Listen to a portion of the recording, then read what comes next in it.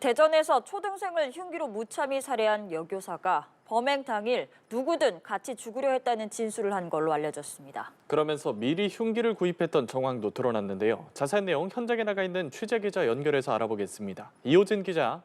네, 경찰은 브리핑을 통해 대전의 모 초등학교에서 1학년 여자아이를 흉기로 살해한 40대 여교사 A씨에 대한 기초 진술 내용을 공개했습니다. 경찰은 A씨가 자신도 자해를 한 상황에서 응급수술에 들어가기 전 기초 진술을 받았지만 신빙성 여부는 수사를 더 해봐야 한다고 밝혔습니다. A씨는 경찰에 시청각실 바로 앞에 있는 돌봄 교실에서 학생들이 수업 마치고 갈 때 어떤 아이든 상관없다며 같이 죽을 생각이었다고 진술했습니다. 그러면서 맨 마지막 가는 아이에게 책을 준다고 시청각실을 들어오게 한 뒤 살해했다고 진술한 것으로 전해졌습니다. 다만 경찰은 A씨가 학생을 특정하지 않고 범행 대상으로 삼았던 것인지 아니면 피해 어린이와 알고 지내던 사이였는지 여부는 더 수사를 해봐야 한다고 선을 그었습니다.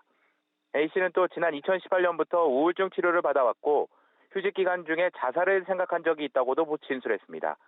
경찰은 또 피해 아이만을 노린 범행은 아닐 수 있지만 범행 자체를 일부 계획했던 것으로 보고 있습니다. 특히 A씨가 범행 당일 점심시간에 학교 밖으로 나가 미리 흉기를 구입한 것으로 드러났는데요. 경찰은 흉기 구입처와 범행에 사용된 흉기 등을 확인한 상태입니다. 다만 A씨의 상태가 현재 병원 중환자실에서 치료를 받고 있어 어느 정도 치료가 끝나는 대로 정확한 진술을 받아낼 계획입니다. 예, 이 기자, 충분히 막을 수 있었던 범죄란 얘기도 나오는데 어떤 부분이 그렇게 해석됩니까?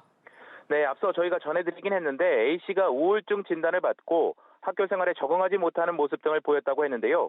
결정적으로 앞서 6일에도 학교에서 동료 교사에게 폭력적으로 위협 행동을 한 것으로 드러났습니다. 어두운 교실에 혼자 있던 A씨에게 말을 거는 동료 교사를 소위 헤드록을 걸고 팔을 꺾는 등의 행동을 한 것인데요. 이 일이 대전시 교육청에 보고가 됐지만 분리 조치가 필요하다는 의견만 냈을 뿐 학생과 실질적으로 분리되진 않은 것으로 파악됐습니다. 대전시 교육청은 오늘 브리핑을 통해 A씨가 지난해 12월 초 우울증 병명으로 휴직을 했지만 당초 계획과 달리 20여일 만에 조기 복직을 했다고 밝혔는데요.